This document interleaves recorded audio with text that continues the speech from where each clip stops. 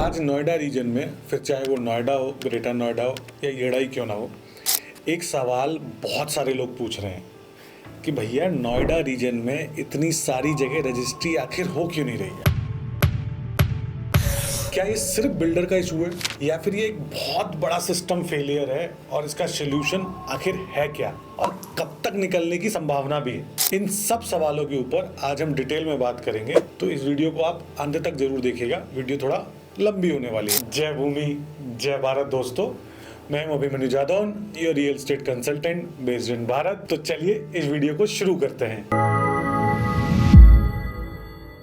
अब जो लोग इस वीडियो को नोएडा के बाहर से देख रहे हैं उन्हें मैं बता दूं कि रजिस्ट्री ना होने का इशू पूरे नोएडा में नहीं है, बल्कि कुछ स्पेसिफिक सेक्टर्स और कुछ स्पेसिफिक प्रोजेक्ट्स में ही है। लेकिन ये क्यों है और इस इशू का जन्म हुआ कैसे, पहले इसको डिटेल में समझते हैं। अब इसको मैंने दो पार्ट्स में डिवाइड किया है। पूरी कहानी शुरू होती है अर्ली 2000s में।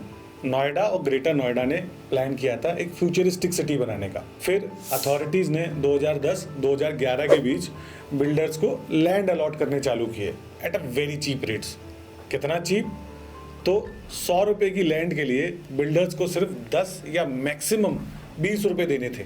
बाकी का 80 से 90 रुपये उन्हें 7 से 8 सालों की आसान किस्तों पर देना था। अब इसके लिए अथॉरिटी की कुछ सिंपल कंडीशंस थी। पहला, लैंड का पैसा आप टाइम पे चुकाइएगा। दूसरा, बढ़िया इंफ्रास्ट्रक्चर बनाइएगा और बायर्स को टाइमली डिलीवरी दीजिएगा। सिंपल। बट बिल्डर्स ने क्या किया? लैंड लिया, उस पर कंस्ट्रक्शन भी की, वो भी बैंक से लोन लेके। और जब फ्लैट्स बेच के पैसा आया तो बहुत सारे बिल्डर्स ने अपने कर्जे उतारे ही नहीं, ना अथॉरिटी के ना बैंक के। वो पैसा उन्होंने बाकी और ज्यादा लैंड लेने में और नए प्रोजेक्ट्स लॉन्च करने में लगा दिया। और फिर जब मार्केट में मंदी आई और उनके नए प्रोजेक्ट्स बिकना बंद हो गए तो फाइनेंशियल क्रंच की वजह से कुछ बिल्डर्स तो ऑब्वियसली बैंकरप्ट हो गए, बिकॉज वो आगे अपने प्रोजेक्ट्स बना ही नहीं पा रहे थे। वहीं दूसरी साइड पे कुछ ने डिलीवरीज भी दी, ऐसा नहीं है कि डिलीवरीज नहीं दी। उनके कुछ टावर्स की रजिस्ट्री भी हुई जब तक वो अथॉरिटी की किस्त चुका रहे थे। पर जब वो बाकी की पेमेंट नहीं कर पाए और उनके जो टावर्स थे जो बन चुके थे, इन लॉट ऑफ केसेस पूरे प्रोजेक्ट भी, तो उनकी जब रजिस्ट्री का वक्त आया तो अथॉरिटी ने सीधा बोला कि भैया आपके बिल्डर के ड्यूज पेंडिंग हैं, आपके फ्लैट की रजिस्ट्री तो होगी ही नहीं। जब ड्यूज क्लियर हो जाएंगे उसके बाद हम रजिस्ट्री चालू कर देंगे। अब एक आम आदमी यहाँ क्या करेगा? वो या तो अथॉरिटी या बिल्डर के ऑफिस के चक्कर काटेगा, उसके सामने प्रोटेस्ट करेगा, सोशल मीडिया पे जाएगा, सोशल मीडिया पे बात करेगा या कोर्ट के चक्कर लगाएगा। और यही सब बहुत सारे सालों से हो भी रहा है। लोग प्रोटेस्ट कर ही रहे हैं, सालों से सोल्यूशन का वेट कर ही रहे हैं, चल ही रहा है। मेरा यहाँ एक ही सवाल है कि क्या ये जो भी हुआ, बिल्डर्स ने मनमानी करी, पेमेंट में डिफॉल्ट की, ठीक है, जो भी ये 1090 का सिनेरियो हुआ, 2080 का सिनेरियो हुआ, क्या ये उस टाइम किसी को दिखाई नहीं दिया या फिर इसे देखकर भी अनदेखा किया गया था? फिर चाहे वो मीडिया हो, अथॉरिटी हो, सरकार हो, फॉर दैट मैटर बायर्स ही क्यों ना हो, या फिर तथाकथित रियल एस्टेट कंसल्टेंट या उस टाइम के जो बुद्धिजीवी थे, किसी ने कुछ नहीं किया। आपको क्या लगता है? सोल्यूशन पे बात एंड में करेंगे, पहले second part of the problem को समझते हैं।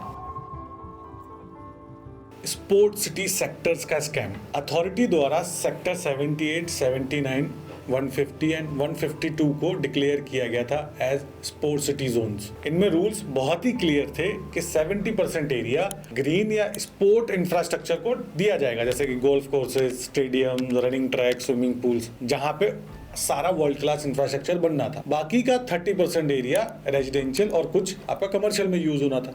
इनिशियली ये सेक्टर्स कुछ डेवलपर्स को ही अलॉट किए गए जहां उन्हें स्पोर्ट्स अम्यूनिटीज बनानी थी, जैसे सेक्टर 150 लोटस और लॉजिक्स को अलॉट किया गया। 152 का मेजर लैंड पार्सल ATS को गया था एंड 79 मिला था 3C को, जो लोटस की दूसरी कंपनी थी, एंड दूसरी कंपनी थी ज़नाडू स्टेट। अब पूरे के पूरे सेक्टर्स कुछ ही कंपनीज को क्यों अलॉट किए, ये तो जी देखो भगवान ही जाने।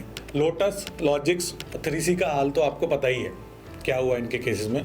ये खुद तो दिवालिया हो ही गए, बट समहाउ बहुत टाइम से साठगांठ के साथ सब कुछ चल रहा था। और ऐसा भी नहीं है स्पोर्ट्स सिटी सेक्टर्स में काम नहीं हुआ, स्पोर्ट्स एम्यूनिटीज भी कुछ कुछ डेवलप हुई थी। बट असली इशू बाहर निकल के आए जब CAG की रिपोर्ट आई 2021 में, जिसमें उन्होंने बोला कि स्पोर्ट्स सिटी सेक्टर्स में बिल्डर्स अपने तय एरिया से ज़्यादा में ग्रुप हाउसिंग के प्रोजेक्ट्स बना रहे हैं और सरकारी पैसे का काफ़ी गमन हो रहा है, जिस पर नोएडा अथॉरिटी ने तुरंत एक्शन लिया और रजिस्ट्रीज बंद कर दी और एक इंक्वायरी बिठाई गई जिसे पीएसी यानी कि पब्लिक अकाउंट्स कमेटी को दिया गया। नाउ लेट्स अंडरस्टैंड इन दोनों ही प्रॉब्लम्स में आज सोल्यूशन क्या निकला है। तो स्पोर्ट्स सिटी वाले जितने भी सेक्टर्स हैं, स्पेशली अगर मैं सेक्टर 150 की बात करूं तो उसके केस में पीएसी की रिपोर्ट आ गई है and PAC has directed the Noida authority to remove all the restrictions on the project and approve a revised master plan layout according to the 70-30 rule. और बाकी स्पोर्ट्स सिटी सेक्टर्स में PAC की जांच अभी भी चालू है। इस रिपोर्ट के बाद बायर्स की प्रॉब्लम का सलूशन निकलना था, लेकिन कुछ चीजें आगे बढ़ती उससे पहले ही लोगों ने जो कंप्लेंट दायर करा रखी थी उस पर इलाहाबाद हाईकोर्ट का फैसला आ गया। हाईकोर्ट ने 24 फरवरी 2025 को कुछ केसेस में ईडी और कुछ केसेस में आपकी सीबीआई की जांच बिठा दी है, जिसका जवाब देने के लिए और इन जांच में सहायता करने के लिए नोएडा अथॉरिटी ने एक नई कमेटी बनाई है and it is headed by the authorities additional chief executive officer Satish Pal ji, chief legal adviser RP Gupta ji, chief financial controller Swatantra Kumar ji and chief architect and town planner Ishtiaq Ahmad ji. CBI has also filed FIRs against 3 developers, Xanadu States for Sector 79, Lotus Green Constructions and Logic Infra Developers for Sector 150. इसके तुरंत बाद Noida authority has also issued notices to all the builders under the sports city scheme to pay their land dues. Penalties also on the defaulted amount. Failure in this regard would invite legal action by the High Court. In some cases where the construction is complete, तो high court ने authority को बोला कि आप registry start कर दो अगर builder के कोई ड्यूज नहीं है तो। What does it mean for you as home buyers? तो सिंपल सी बात बोलूँ तो अच्छे दिन आने वाले हैं। 2 महीने 3 महीने में आएंगे तो लेट मी टेल यू ऐसा नहीं होगा। मेरी कैलकुलेशन के हिसाब से 8 से 12 महीने का टाइम आप मान के चलो इसका सोल्यूशन आने में लगेगा। But the good news is कि इस बार सोल्यूशन फुल एंड फाइनल आएगा। आपने जिस वजह से स्पोर्ट्स सिटी सेक्टर्स में अपना घर खरीदा था वो सब स्पोर्ट अमेनिटीज आपको मिलेंगी जरूर। Prices will also increase after the final solution. That's also good news अगर आपने इन्वेस्ट किया है सेक्टर 150 में तो। ये न्यूज किसी और दोस्त तक पहुंचानी है तो वीडियो को अभी शेयर कर दो। मैं जब तक दूसरे पार्ट ऑफ द सोल्यूशन की बात कर लेता हूँ। Buyers in lot of projects of Noida for facing issues related to OC and registries. लेकिन फिर 2019 में नोएडा अथॉरिटी में आई एक नई ऑफिसर ऋतु महेश्वरी जी। जैसे ही उन्होंने चार्ज संभाला उन्होंने एक सीधा सवाल उठाया कि भैया बिल्डर्स बिना थॉरो चेक्स एंड पेमेंट के ओसी ले कैसे रहे हैं और ये दे कौन रहा है और क्यों दे रहे हैं। सब कुछ समझने के बाद सी केम विद अ पॉलिसी कि अगर आपको ओसी चाहिए तो प्रोपोर्शनल पेमेंट पहले जमा करो, उसके बाद ही आपको ओसी मिलेगा। इस स्टेप के बाद कुछ पैसा ऑब्वियसली अथॉरिटी में आया भी। लोगों को उम्मीद जागी कि अब शायद नोएडा के जो स्टक प्रोजेक्ट्स हैं उनमें कुछ तो मूवमेंट होगा। बट उसी वक्त पे आ गया कोविड। लॉकडाउन में सेल्स एंड कंस्ट्रक्शन दोनों ही रुकी, जिसकी वजह से बिल्डर्स का जो कैश फ्लो है वो रुक गया। रिजल्ट फिर पेमेंट रुक गई। और इस बार जब ये इशू पॉलिटिकल बना तो गवर्नमेंट ने एक हाई लेवल कमेटी बनाई 2023 में, जिसे लीड किया नीति आयोग के फॉर्मर सीईओ अमिताभ कांत जी ने। इसमें कुछ आपके सीनियर आईएएस ऑफिसर्स भी शामिल थे। उन्होंने 2023 में ही अपनी ये रिपोर्ट बेसिकली यूपी गवर्नमेंट और सेंट्रल गवर्नमेंट दोनों को दे दी। रिपोर्ट में कुछ क्रूशियल रिकमेंडेशन दिए गए थे specially for builders. They suggested पहले 25% आप अपने ड्यूज का दो, उसके बाद रजिस्ट्री स्टार्ट हो सकती है। बाकी पैसे टाइम के साथ साथ आपको भरने होंगे। साथ ही कोविड के जो 2 साल का इंटरेस्ट था वो भी या तो माफ होगा या रिलैक्स टर्म्स पे आपको देना होगा। इनके कुछ सुझाव को अथॉरिटी ने इम्प्लीमेंट भी किया और कुछ प्रोजेक्ट्स में टोटल अगर मैं बात करूं 3620 के आसपास रजिस्ट्रीज एग्जीक्यूट भी हो चुकी हैं और आने वाले टाइम में एग्जीक्यूट होंगी भी।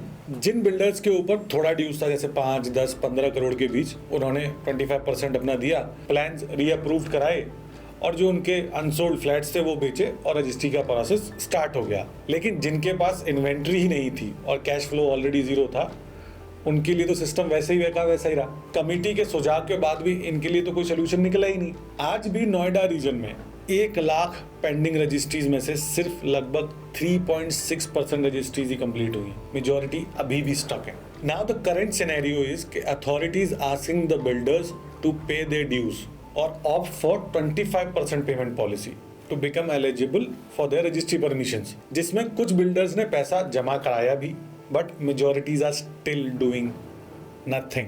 कुछ बिल्डर्स ने तो बोलने के बाद, बेसिकली जुबान देने के बाद कि पैसा देंगे, उसके बाद भी कुछ नहीं करा। तो रजिस्ट्री चालू हो ही नहीं पा रही है। Before I finish, I want to say this कि आज authority is trying its best in all the cases to solve all these issues. रायता फैलाया किसी और ने, समेट कोई और अधिकारी रहे। मेरे पास सोल्यूशन भी है, काफ़ी सारे हैं इन प्रॉब्लम्स को कि ये कैसे सॉल्व किए जा सकते हैं, बट उसे बताने से सिर्फ वीडियो लंबी होगी, होगा कुछ नहीं। And after analysing everything I have come to a conclusion कि काम तो हो रहा है। ये भी सच है कि रायता बहुत ज़्यादा फैला हुआ था, इसलिए समेटने में भी टाइम ज़्यादा लग रहा है। धीरे धीरे काम होगा।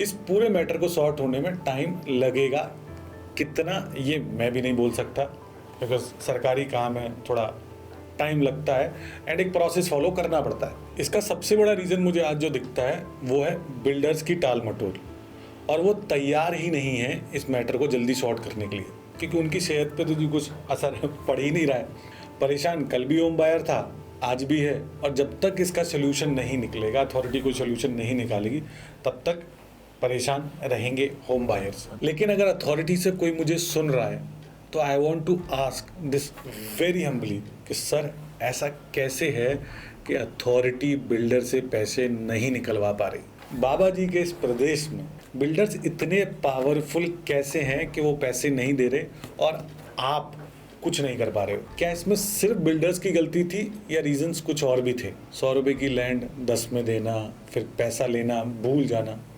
खैर सर, अगर आपके पास इसका जवाब है तो please tell me and my audience, because news भी हर बार आपका पूरा पॉइंट नहीं दिखाती। ऑब्वियसली उनके अलग अपने अपने रीजंस हैं। And for my viewers, if you know any CEOs of Noida region authorities, please show them this and ask them to come on my podcast to educate us कि वो इन सब केसेस में आखिर कर क्या रहे हैं और ये केसेस कब तक सॉर्ट होंगे, कब तक एक होम बायर्स की जितनी परेशानियां हैं उनका सोल्यूशन निकलेगा। मैं तो देखो मेल कर ही रहा हूँ, आप लोग भी एक बार ट्राई करके देख लो। अगर आप मुझसे बात करना चाहते हैं तो नंबर स्क्रीन पे दिया गया है, मैंने अपनी मेल ID भी मैं छुड़वा दूंगा, तो प्लीज़ कॉन्टैक्ट। बाकी मैं आपको मिलूँगा अगली वीडियो में कुछ नई जानकारी के लिए, कुछ नई इन्फॉर्मेशन के साथ। तब तक के लिए हंसते रहिए, मुस्कुराते रहिए। जय भूमि, जय भारत।